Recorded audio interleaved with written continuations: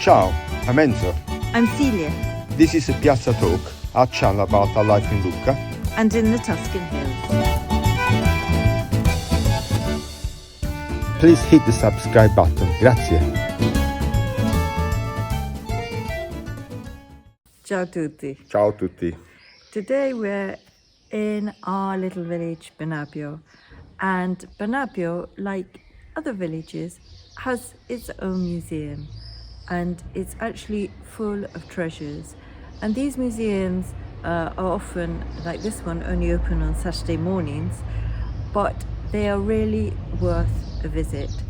These little villages are rich in treasures because they were rich villages once. And in fact, Benabbio in medieval times was some kind of capital of this area, which is hard to believe now. So this is Agnese, who, as I explained, is a young art historian who was born, lived, and is a Bernardino dog. And she's become the curator of this museum and has taken it to her heart to preserve these amazing things that are found in lots of villages. So first, a little bit about yourself, Agnese. Yeah. How did you come to study art history? Yeah, I think I've loved art since ever, maybe. So when I was little, I was born in a place that is full of art and it is full of masterpieces. So every day I was looking at a painting or a sculpture and I thought I have to know why they are like that and why they're here. So I want to study that because I think the beauty will save the world. Also, we're going to do this interview half in English and half in Italian.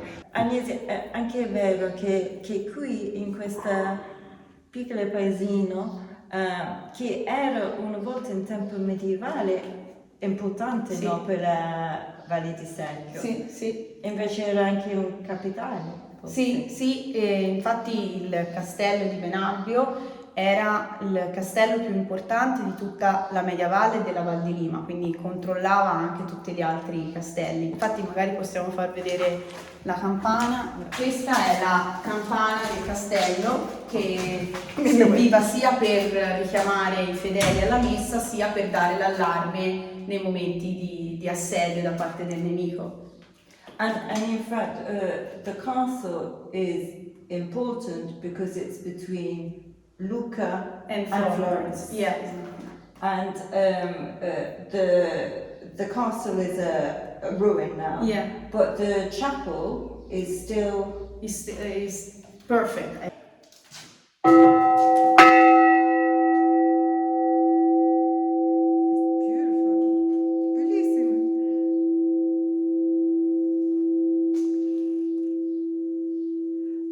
So this is from when? How old is it? Questa è originale del XII secolo, non è mai stata restaurata, quindi si è mantenuta perfettamente. Sono quasi 1000 anni così. Incredibile. So questa anche era un parte di sì, questa... era una cappella, era la cappella della Santissima Trinità e quindi qui c'era una compagnia una confraternita di uomini e donne che curavano questa cappella e questo portico ci dice che questa parte della cappella serviva per ospitare i pellegrini e gli andanti che non sapevano dove dormire, quindi venivano fatti restare qui all'interno di questo oratorio. Quindi le donne e gli uomini si occupavano dell'accoglienza soprattutto. E anche attaccato era un ospedale? Sì, anche c'erano delle porte che andavano nella parte retrostante dove c'erano sempre delle abitazioni che erano di pertinenza della chiesa, quindi servivano anche quelle per l'accoglienza, una funzione di accoglienza. Sì. Più che altro passavano mercanti e viandanti più che pellegrini. Benabbio has 9 churches? Yeah, exactly. Had let's say a task to do, for example, for the pilgrims or for the children, they were working for that. And so, this chapel is how old? is from the 16th century, half of the 16th century. E l'altare è lo stesso? No, l'altare è più tardo perché prima c'erano gli affreschi su tutta la parete che raffiguravano l'esaltazione della Trinità, quindi la Trinità che è composta da Gesù, Dio e lo Spirito Santo rappresentato dalla colomba, tutto circondato dai santi più venerati qui a Benabbio. Poi nel 1600 è stato creato un nuovo altare che aveva nel buco dove oggi noi vediamo l'affresco questa tela che è qua, appesa al muro, che rappresenta sempre la Trinità. When was this uncovered? Yeah, it was uncovered when the museum opened in 2010 because we didn't know there was a fresco behind there. So we took away the painting to restore it and we discovered the fresco. E anche sotto qui c'è questo affresco Sì. qui. Sì, Cos'è? è Cristo morto. La Cristo morta che si vedeva mai da lontano. And there's a secret.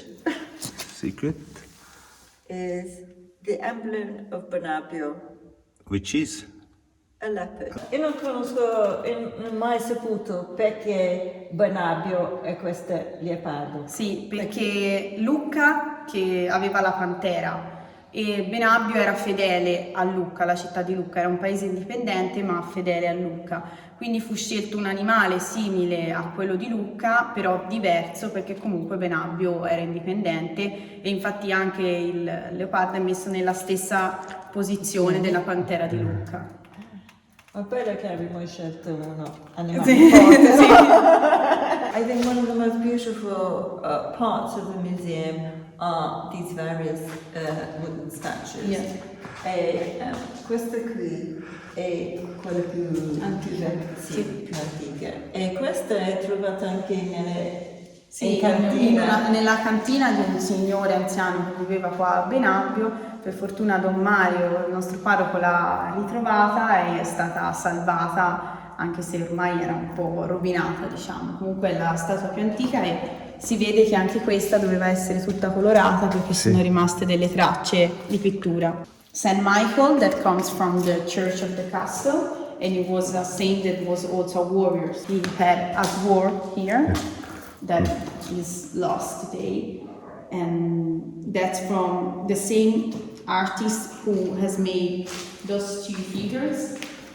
And he's a very important local artist. Yeah. And these are very important figures. They are from Piero d'Angelo, that is the father of Jacopo della Quercia, so one of the most important Tuscanian sculptures. And they're actually, as you can see, Agnese, they're life size. You can see these sculptures in the churches in Lucca, but you never ever get as close as this. Yeah. So, I mean, the detail on the material, on the clothes, is absolutely incredible. There's even shading. Yeah, it's very important because we are in a moment where we go from the Gothic style to the Renaissance. So in those years, the Renaissance starts to take place in Tuscany. The dress that the Mary has, it's a Rinascimental dress from the women of the late 14th century. So it's also important what you're saying from the point of view of fashion, that we know exactly how people styled their hair, what they were wearing, Exactly. and the colours. I would imagine are pretty true. Yeah, it's that's the color of il colore degli abiti da sposa del 1300, perché fino al 1500 gli abiti da sposa erano rossi e anche più avanti, poi dopo è venuto il bianco della purezza. Il modo in cui i capelli sono legati è tipico delle donne che si stavano per sposare, quindi indicava il fatto che si stavano per sposare e lei stava per sposarsi, potremmo dire, con Dio, perché sta per diventare la madre di Gesù. Noi sappiamo che questa è Maria. Sì, sì. Questo è l'angelo. Queste statue, vedi, allora intanto sono vuote perché venivano scavate in modo tale da togliere la parte morbida del legno, perché altrimenti prendevano l'umidità e sarebbero marcite molto presto. In questa maniera il legno seccava, quindi non si sciupava. E questo anello è stato messo successivamente perché queste statue venivano portate nelle processioni, quindi venivano messe in mostra, e addirittura qui erano state tagliate in alcune parti perché la Madonna veniva vestita con un abito reale, quindi per far passare le braccia le avevano mozzate e poi sono state riattaccate. E questo quadro qui? Allora, questo quadro è di Giovanni Maria Corsetti, che è un pittore locale che viene da Villa Basilica, quindi qui vicino a noi. So, to put in context, Villa Basilica is down the hill, isn't it? Yes. In the next valley. Yes, but it's very close to us. Giovanni Maria Corsetti era allievo di Antonio Franchi, che è stato uno dei primi che ha portato il classicismo francese a Lucca. Okay, so this is actually the most important piece in the museum, isn't it? Yeah. Why? Yeah, because the sculpture is very famous in Lucca. It's the Rinascimento sculpture, and he was very able with marble, so he created a lot of piece of art in marble, and it's very particular because in this area the wood was used most than marble. And so we should say, so it's by Matteo Civitali, yeah, who is the greatest, best-known sculptor in Lucca. Yeah, exactly. And he did a lot of work, so it's very, very, very fine. Yeah.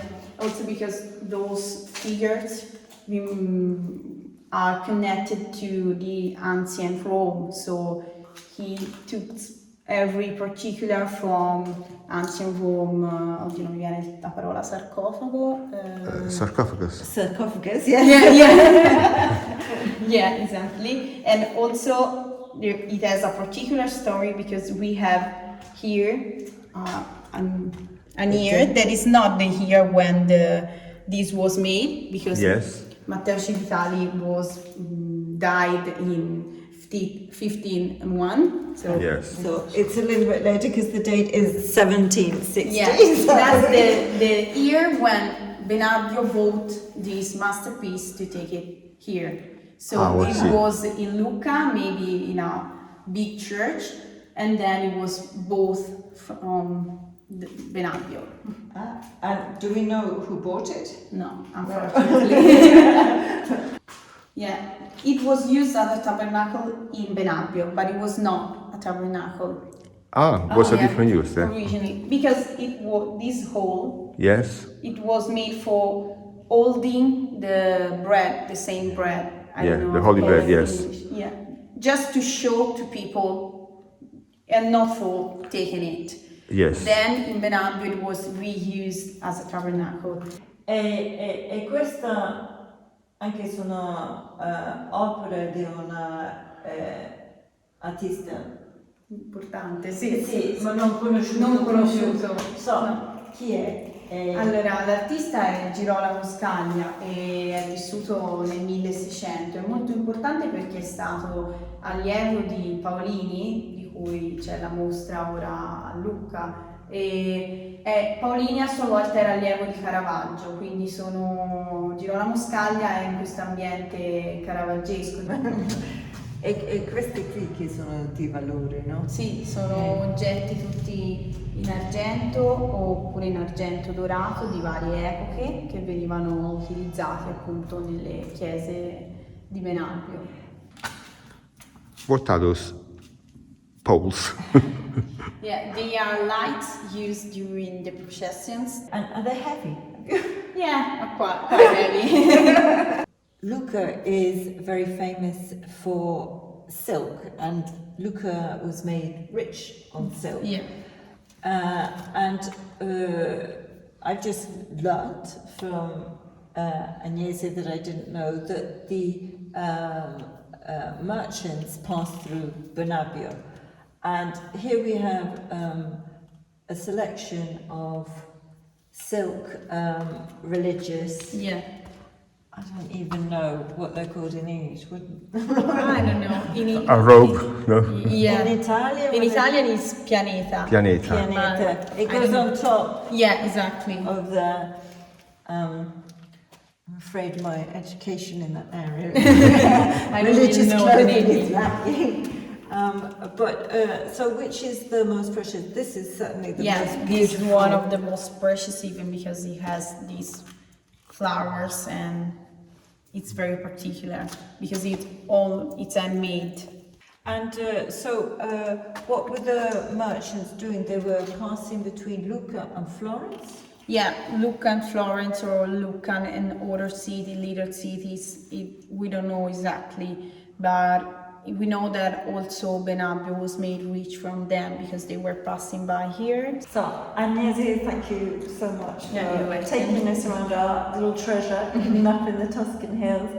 And if you want to visit the museum, if you're staying in Lucca or Florence or Pisa, we're very near all three. And Bagni di Lucca and the hills are really worthwhile. Open on Saturday mornings. And we'll leave the details in the description box so below. you can call to have a booked appointment to open the museum in other days of the week. And you'll probably find Agnese here, who will be able to take you around and tell you all the stories. We've just given you a little introduction. Actually, the entrance to these museums are often free, like this one. But we do ask if people would leave an offer. After culture, one always needs food, and so we've put you into our village restaurant, which is Cavallino Bianco. one of the best value for money in Tuscany, according to Tripadvisor.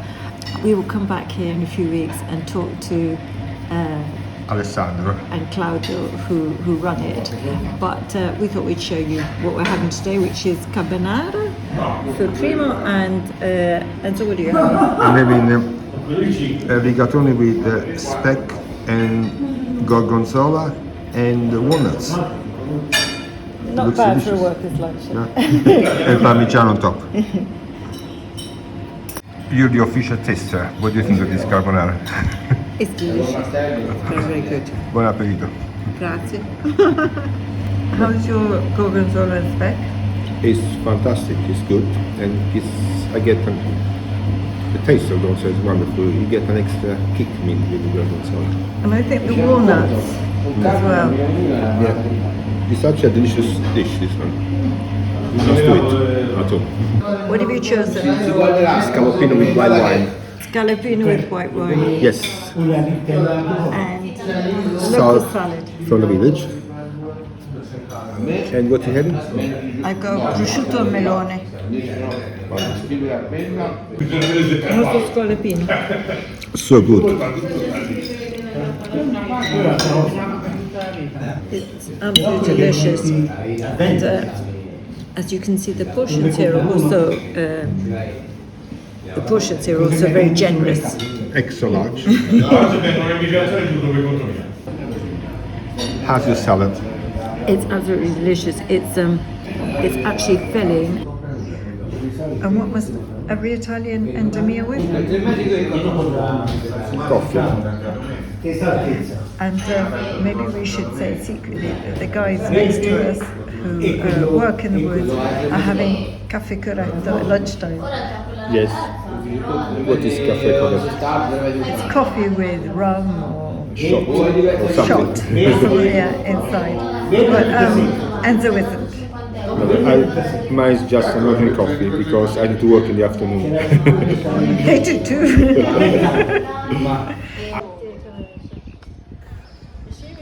Thank you for watching, and a super thank you to our subscribers. If you have not subscribed yet, please press the button. It's a great way to support our channel, and it's free.